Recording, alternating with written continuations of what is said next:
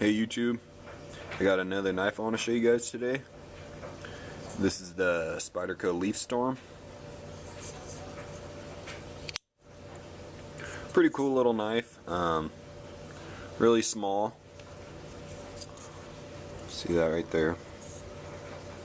It's made in Golden, Colorado.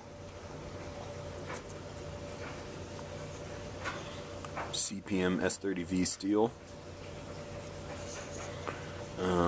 I forgot his name, but there's the designer's logo. It's got a titanium lock side. See, it locks up solid, locks up close to 100% though, probably around 90%. But you know, there's not a huge blade tang, so pretty much it has to lock up at that, or it's not going to have a solid lockup. Uses like a clear G10. It's polished, so it doesn't provide any grip, but it does look really nice. Opening's relatively easy, but I noticed when you get to about right there, your hand does hit the G10, but it's not a big deal. Has some pretty hard cut jimping here on the back. That does help with locking you in. You could rest your finger right here too when you're holding it, but it is a little bit dangerous, as you could slide up and cut yourself. But you know, this is more of a light use folder, especially with having no liners or nothing like that. And also it's really small. Here it is next to the Spyderco S, which is a small knife. You can see it's bigger than the Leaf Storm. Sage 2 dwarfs it. I mean, everyone knows the Sage 2 is not a huge knife by any means.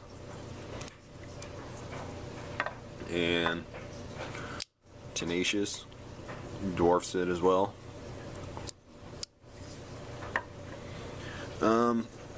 It is a really cool knife.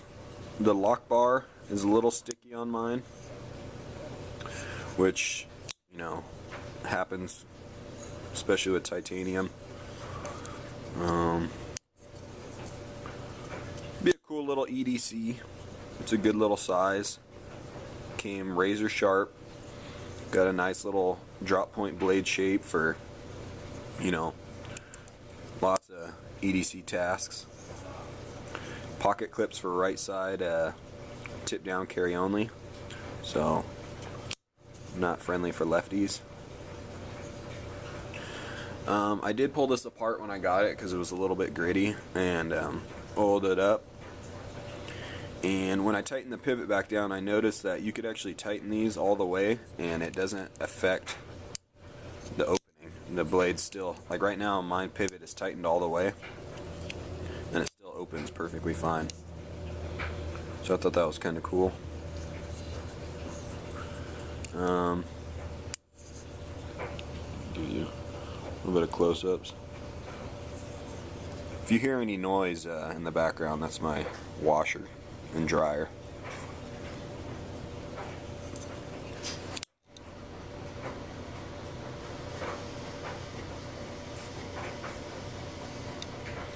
Yeah, so I would recommend this for mainly a collector's item. If you're, you know, really into Spyderco, this is kind of a must-have.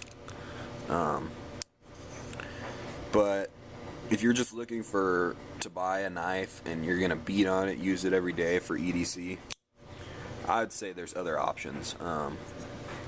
Other options that do have liners on the non-locking side, and probably aren't quite as expensive for what you get, because this knife's not cheap. It is actually pretty pricey.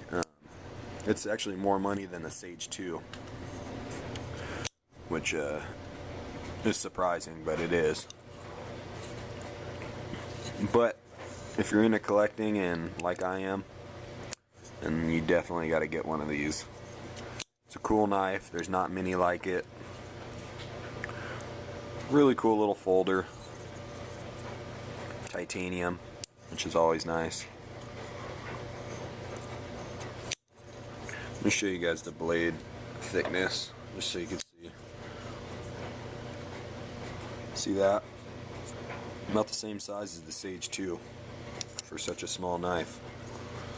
So it is, you know, plenty tough for how small it is. I don't think you're gonna need it to be any tougher than that, but yeah, I don't think it's really meant to be a tough knife. Alright guys, oh yeah, one last thing. It does have a lanyard hole, but it's not your traditional lanyard hole.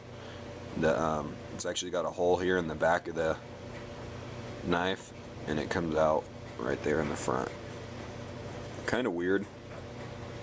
I think that might be a little awkward if you use lanyards, which I don't, but if I did, I probably wouldn't use it on this one.